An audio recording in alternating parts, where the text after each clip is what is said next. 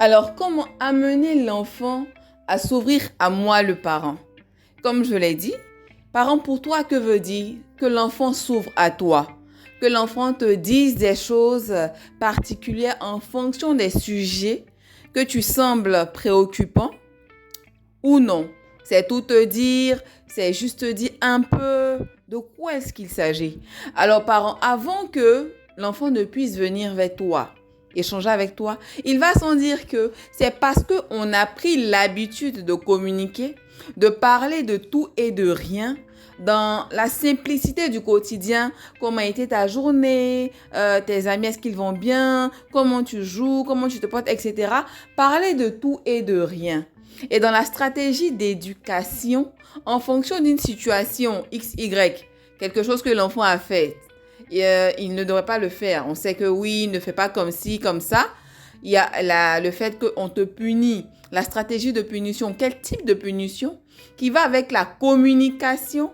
Tout cela mélangé avec la stratégie de communication, l'enfant construit sa confiance en nous, de ce que je peux venir dire quelque chose à maman, papa, dans l'assurance de ce que je ne vais pas forcément être chicoté et brimé. Donc là, c'est une stratégie en fonction de votre stratégie d'éducation, la stratégie de punition, la stratégie de qu'est-ce qu'on fait de ce que tu me dis. Donc déjà, pour que je puisse, moi, l'enfant, m'ouvrir à toi, parent, te dire des choses, il faut qu'on ait pris l'habitude de communiquer, de parler de tout et de rien. Il faut que tu établisses avec moi la stratégie éducationnelle qui va avec le type de punition en fonction de ce que je peux te dire ou faire qui ne te plaît pas ou qu'il ne faudrait pas que je ne devrais pas faire. Donc, il y a cela. Et bien sûr, parents, comme je l'ai dit, en fonction de la tranche d'âge, hier, on a vu avec la petite enfance, je peux dire c'est en griffe légèrement plus facile. En fonction de l'âge, l'enfant, comme je l'ai dit, l'enfant même, il a ce besoin de tout le temps passer du temps avec nous. Voilà. Parce que c'est l'enfance, c'est la tranche d'âge qui va avec. Au fur et à mesure que l'enfant grandit, c'est tout autre chose. Il y a le stade de préadolescence et il y a l'adolescence.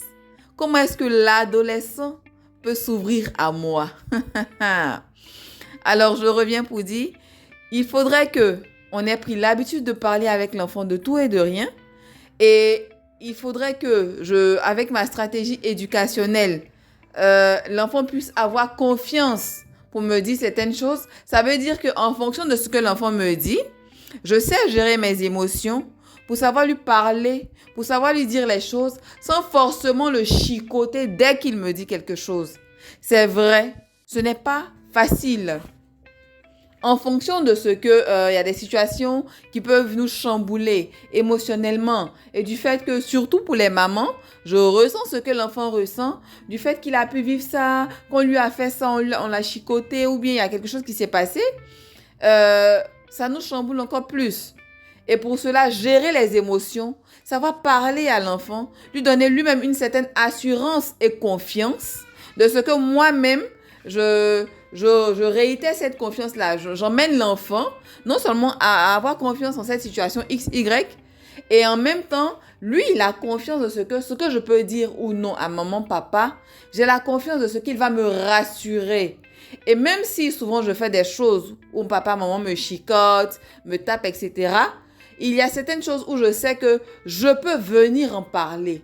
Donc, vous voyez, stratégie de communication avec la stratégie d'éducation en fonction de la punition et des corrections qui font que quand on a l'habitude de parler de tout et de rien, je peux venir te dire des choses, mais j'ai cette assurance que même si, parce que vous savez les enfants, avec l'enfant, il est de manière innée, il sait, je veux dire, dans les codes, au fur et à mesure, donc il faut faire ça, on ne fait pas ça, la notion du bien et du mal qui s'acquiert vers 3-4 ans, l'enfant sait ce qui est bien ou pas. Donc, c'est pour dire que même si souvent l'enfant a peur de venir vers vous, vous dire des choses qui ont été faites, quelque part, il sait qu'il ne devait pas faire ça. Donc, même si dans un premier temps, j'ai l'élan de ne pas vouloir dire des choses parce que j'ai peur de ce qui peut arriver, au fur et à mesure, parce qu'on a cette stratégie communicationnelle de tout temps, l'enfant un peu va venir vers vous. Maintenant, quand j'essaie de communiquer avec l'enfant, j'essaie de, en griffe, l'emmener à dire des choses. Parents, apprenez à communiquer avec l'enfant. Surtout quand il y a une situation X, Y. Et là, pour pouvoir savoir qu'il y a une situation, quand un enfant ne parle pas, c'est parce qu'on a pris l'habitude d'observer l'enfant. Il y a une stratégie d'observation. Il y a une manière de faire attention à tes gestes. Parce que la communication non verbale me dit d'emblée tellement de choses avant que tu ne parles de manière concrète. Donc, avec toutes ces stratégies d'observation, on sait déjà qu'il y a quelque chose qui ne va pas. Et quand on veut parler à l'enfant, on veut l'emmener à dire des choses, il faut prendre le temps. Parents, quand séance tenante, tu veux parler avec l'enfant, tu sais que tu as tellement de choses à faire, mets ce moment à plus tard. Mais en même temps, toi aussi, tu es pressé de savoir ce qu'il y a.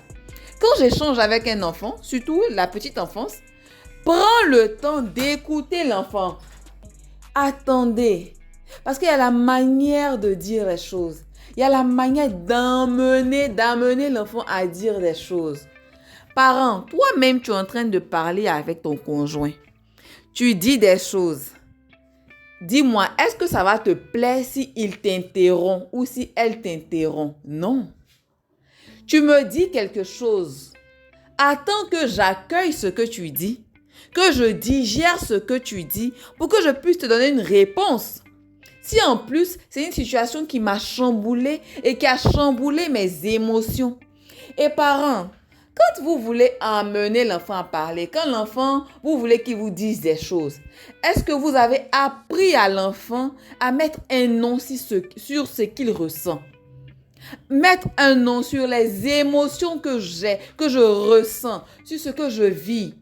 Vous savez, c'est pas évident, souvent, en fonction de la tranche de l'enfant, ce n'est pas évident de savoir que je suis en colère, je suis fâché, je ne suis pas content, je suis triste, je suis en joie, je suis contente, je suis happy, I'm so free.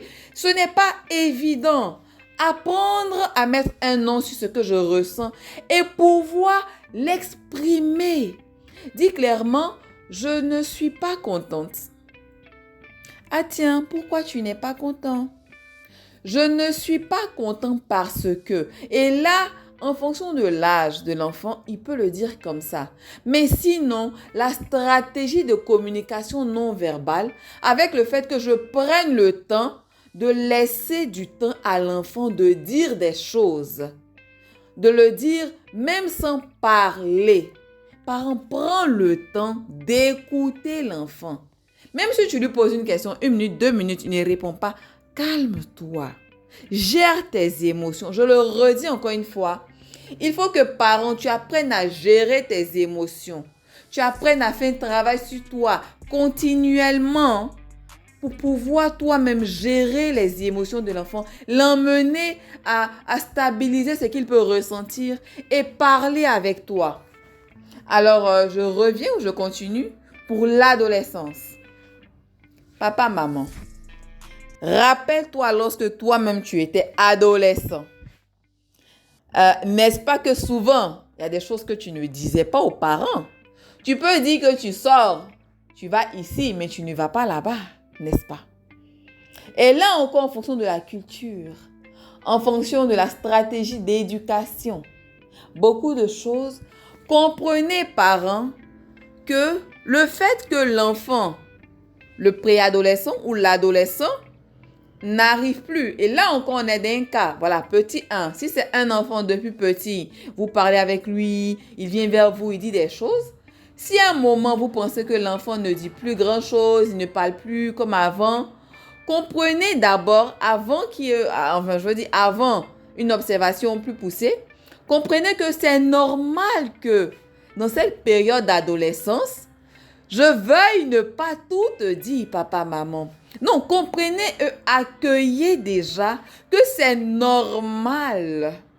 Ce n'est pas forcément que l'enfant a un problème ou il est devenu cachotier. Et là même encore, je vais dire cachotier en griffe. Il ne cache pas des choses. Le fait que je commence à rentrer dans l'adolescence, j'ai mon jardin secret. L'enfant n'est plus l'enfant, notre bébé dans l'enfance. Non, l'enfant commence à traverser en termes de maturation pour arriver à l'âge adulte. Donc, accueillez déjà que c'est normal que je puisse ne pas vouloir tout te dire. Comprenez que c'est normal d'abord. Parce que je suis dans une phase de questionnement. Mon corps est en maturation. En fonction de mes émotions, il y a tout un lot d'hormones qui se gèrent en moi pour m'emmener à maturation physiquement et morphologiquement. Et c'est l'étape de la sociabilisation avec l'environnement, les amis. Et c'est l'étape où je me rends compte que, tiens, je peux me dire des choses de moi-même. Ce n'est pas forcément ce que les parents me disent, mais j'ai des choses auxquelles je peux penser moi seule. Et je peux aller dans l'action de ça et à le résultat de ça. Est-ce que vous comprenez ce que je dis? Comprenez que c'est normal que je puisse ne plus vouloir vous dire des choses.